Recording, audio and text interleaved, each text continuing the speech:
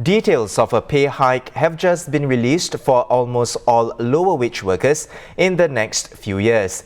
This will be done through a major expansion of the existing progressive wage model. First, it will expand to new sectors: retail from September 1st, 2022, food services from March 1st, 2023, and waste management from 2023. Now, this will cover 28,000 or 10% of all full-time lower wage workers. Cleaners, security guards, landscape workers, and those in lift maintenance are currently covered by the model. Progressive wages will also cover specific occupations such as administrators and drivers across all sectors. Drivers will receive a minimum monthly base pay of $1,750, while administrators will get at least $1,500 each month from March 2023. This will cover 55,000 or 19% of all full-time lower wage workers.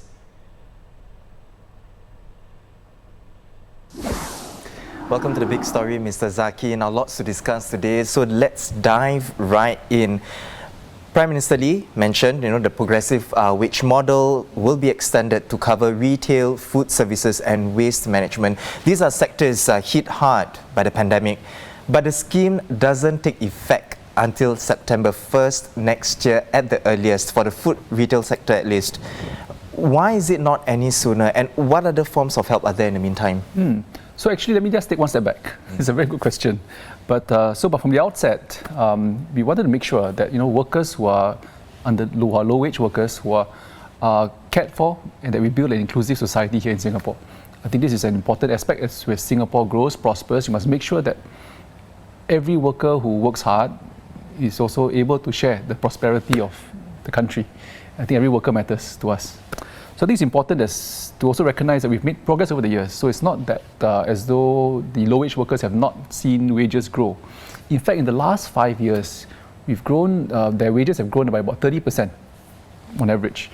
And of course, if you're in the median, if you're in the PWM sectors, they've grown even faster. Yeah. So this is one way in which, I think we've been quite fortunate through our labour policies and PWMs in the past 5 years. We've been able to grow our wages faster than the median worker. And in Singapore, the median worker has also been growing over time. But I think this round, we are also very cognizant. This was something we actually planned early last year. So if you look at the budget speech we made in 2020, we wanted to expand the PWM, but because we were at the beginning of COVID, it was not right, I suppose, or I suppose it's very sensitive to try to force employers or to compel them to increase wages at this point. So I think to such extent, this is where our tripartite approach works, in which we work closely with employers to see what's reasonable, and we've met about 1,800 employers, workers, as well as the union members across the spectrum to see how best we can expand PWM in a sustainable way. Now, I mentioned that these are also typically, our low-wage workers are also typically vulnerable, because in this COVID-19 period, you've seen them in the front lines. Many still face hardships. Many also face situations where they can't do OT or they are not called in for every day because we have heightened alerts. You have circuit breaker period too, in which they've seen their incomes impacted. So workfare has helped because we had a special payout last year, $3,000. But at the same time, I think what it has so compelled us to do is to really look and see how we can strengthen this social compact. And beyond just the PWs that we have today, cleaning, security, landscape, and lift and escalator, we want to make sure that this is sustainable and we can roll it out. And I'm quite heartened that the employees have come on board. But I can tell you this, that it's not been easy.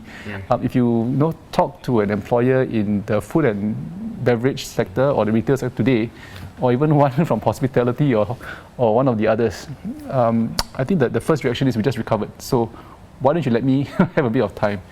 And that's why PM also talked about how the government will come in to support them. Perhaps we are looking at transition measures where we can help them adopt progressive wages, pay their low-wage workers better, but at the same time as well, government coming to support midway so that we can bring the adoption forward. And then as the economy recovers, then we can, taper it over time. But in 2 years, hopefully, our low-wage workers will see the benefits of progressive wages. In fact, Under current PWM coverage, we have about 1 in 10 low-wage workers covered. We are moving that to 8 in 10 workers covered. And of course, if you include progressive wage mark, which we'll talk about later, that brings up 94%. So to a certain extent, I think, the moves, all the 18 recommendations are quite substantive to be able to help our low-wage workers progress sustainable manner. And I think what makes Singapore different is tripartite consensus. Because the employers agreed to this, the employers think that the moves are sustainable, they accept it. So we are also trying to help to make sure that those who are the most vulnerable do not become disemployed. That is one key worry we always had with this committee, in the sense that while trying to help our low-wage workers, will they inadvertently be disemployed because the wages go up too fast, employers don't agree with your recommendation, and therefore faster just to not hire low-wage workers. So this is one thing we have to really be careful, and I'm heartened that employers have come on board despite it being challenging times for many of them. And we know as well that another key aspect of help for low-wage workers is the new PW scheme for specific occupations. The first workers to benefit would be administrators and drivers across all sectors, starting from March 1st, 2023. Mr. Zaki, help us understand, why has the work group identified these two groups? So we studied the different profiles. So we first started progressive wage model, it was by sectors. That has proven to be effective in the sense that we were able to negotiate between trade associations, groups of employers who can represent industry, who know what's going on, who know what can employers absorb. So for example, cleaning, most recently we announced, today they're earning about 1,200, 1,400. By 2029, about 7-8 years time, they will earn about $2,400 a month. Can you believe, for cleaners? We've done the same for landscape. We've done more actually for lift and escalator. That will go up to 3,000. So these are very good and meaningful wages. But the difference between this and say something like minimum wage is that the employees agreed to this. So they think it's bearable. They think the market can accept it. So therefore, we worked with them on this. The same goes with F&B and retail. We will get into those negotiations later on. So I will leave the unions and the employers to negotiate through while we leave them to do that. OPWs, or occupational progressive wage, are different because we also found that we have low-wage workers in jobs, right? They are disparate in many companies. so say, for example, you talk about drivers. Well, you have the big logistics firms. Those are easy because those have associations. But at the same time, you also have many firms with only 1 or 2 drivers, right? And some, are just doing, warehousing, logistics, and so forth. So these are, disparate, very hard to negotiate for, and so therefore we are experimenting with administrators and drivers how we can do this across the board and use certain levers that MOM has. So these are new steps for us, and therefore takes a bit of time. Just like PWM took us a few years to understand the impact before we could run and say, this you can go accelerated growth. OPWs will also take the same form, in the sense that we must first understand, after you do this, what's the implication? Is there job loss? Are there loopholes? Are there things that we didn't see? So it's always good to take implementation steps slowly, and over time, as you learn, then you can think about what else is new. But one thing that is clear from OPWs is that, unlike just putting a salary minimum, you also want to make sure that we have the right skills. So we put in certain trainings that employers can take on board.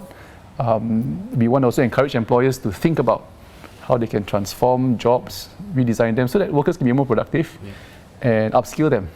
So that, beyond just giving the workers better pay, the workers remain employed because they are in jobs and roles that are more relevant today, more digitally savvy.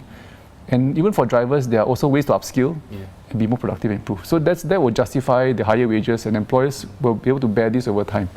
So that's where we are at for now. We will announce more details in due course, because I think negotiations will continue, and we will see how best to implement this. I understand, of course, you said that these are still being studied and all that, and you talk about the difference. Just drivers, among drivers, there are differences, right? There is drivers with associations, and then there are drivers that are just on their own, 1 and 2. So would the drivers include, say, private hire car drivers, like your Grab drivers? And if they are not included, why is that? So very good question, because So the drivers that we talk about are employees. Typically, they are on certain fixed remuneration. So you have a monthly drawing salary, and you might get overtime pay, or you might get certain allowances for driving more deliveries or hitting certain numbers. The difference between this and, say, private hire car drivers or the platform type drivers is that they are self-employees. So it's no different from, say, your tuition teacher, your property agent, your insurance agent, for example. They are remunerated based on the number of either trips they do or certain incentives. Just like a tuition teacher, right? And then you're paid depending on how many tuition classes you give, right? Or property agent, how many houses you sell. So a bit like that. So they are treated as self-employees. So as PM shared, to a certain sense, beyond just salaries, let's see, are there other areas? Because some of them have been affected. They've gone to accidents, not being covered by insurance, not being covered by health benefits. So these are areas in which we are studying. We don't have recommendations today because we just announced it. So give them a bit of time, just like our low-wage worker committee took us about 10 months to arrive here. But I think this is one challenge which we're going to try to make a difference in Singapore. And again, our tripartite approach, I think, will work better. So if you can see, for example, in the US, for example, they tried it, legislation, pushback, and it's not going to be so productive every time you come out and you say policy and you force it down. Right. So I think with negotiation, we see how we can do better and find a middle ground between employers and, in this case, platforms and their riders. I think this is one way in which we can make a difference working together with the unions and the employers. So on the point of legislation, like other countries, is that something you reckon will be looked at? We're not ruling out anything. So I think ultimately it's about how we come to that middle ground consensus first before we decide what's the best way. Of course, in Singapore we try. In terms of if we can do things, for example, like PWM. We didn't need legislation. It was a way in which the employees and the union, NTUC, made agreements, and therefore we respect that as government, we adopt it. Right. So we can do this just like many Scandinavian countries, where you do not need to legislate minimum wage. You already have progressive wage models which have minimum wage ladders in them, and certain aspects in which we also put in other ladders, career ladders, progression ladders, so that employees not just see the bare minimum, but you are progressing each time and you will see wages rise over time. So that's why I think something like that could work, but at the same time, I said we don't always rule out legislation, but we have to also be balanced because as you've seen, how things work out elsewhere.